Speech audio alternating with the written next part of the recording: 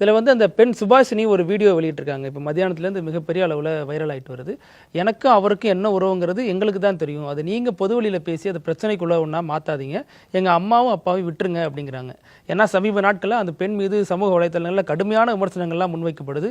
ஒவ்வொரு பிரச்சனையின் போதும் பெண்கள் மீது, அந்த பாதிக்கப்பட்ட பெண்கள் மீது இந்த மாதிரி குற்றச்சாட்டுகள் முன்வைக்கப்படுறது சரியா? ஏன்னா அவங்க குடும்ப ரீதியான சிக்கல்கள்லையும் இருக்காங்க. ஆனால் பொதுவெளியிலேருந்து பார்க்குறப்ப இந்த பொண்ணு தான் அவரோட மரணத்துக்கு காரணம் அப்படிங்கிற விமர்சனமும் முன்வைக்கப்படுது. இல்லை, நான் முழுசாக அந்த வீடியோ பார்த்தேன். அந்த பொண்ணு வந்து ஆரம்பத்துலேருந்து பேசியிருக்கேன். நானும் அவனும் லவ் பண்ணுங்கிறதுலேருந்து ஆரம்பிச்சு சொல்கிறாங்க. அது நானும் அந்த பையனும் லவ் பண்ணோம். அந்த பர்டிகுலர் டேயில் வந்து நான் வந்து அவங்க தாத்தா உடம்பு சரியில்லைன்னு நான் அங்கே இருந்தேன்.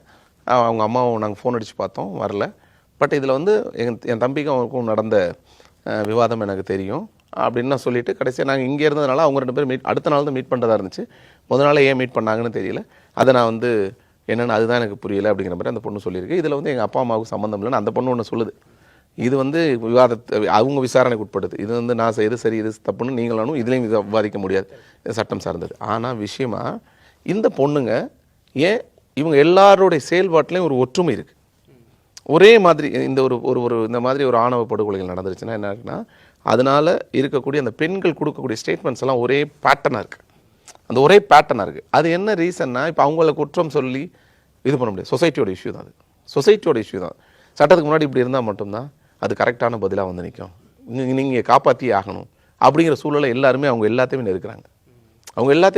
இவங்களுக்கு வேறு இப்போது இந்த இடத்துலேருந்து வெளியில் வந்து கௌசல்யா மாதிரி ஒரு சிலர் மட்டும்தான் சொந்த பெற்றோர்களுக்கு எதிராகவே ஆமாவை செஞ்சது தப்புன்னு கையை காமிக்கக்கூடிய இடத்துல இருந்தாங்க.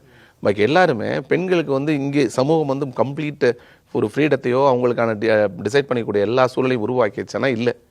இவங்க எப்படி இந்த சாதி ரீதியாக ஒரு தலைப்பை வந்து இங்கே வந்து கீழே வச்சுருக்கணும்னு நினைக்கிறாங்களோ அதே மாதிரி தான் இங்கே பெண்களையும் அப்படியே தான் வச்சுருக்காங்க.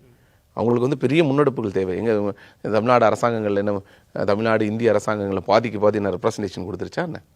இல்லையே. குறைஞ்சபட்சமாக இங்கே தான் இந்த வேற என்ன உள்ளாட்சி அமைப்புகள்லையாவது ஒரு 50% கொடுக்கணுங்கிற ஒரு சூழல் உருவாயிருக்கு. அதனால் இன்னும் அவங்க எம்பவர் பண்ணுறதுக்கான பெரிய சூழல் இருக்குன்னு அவங்க நிறைய அவங்க ஃபேமிலி டிபெண்டடாக தான் இருக்கிறாங்க.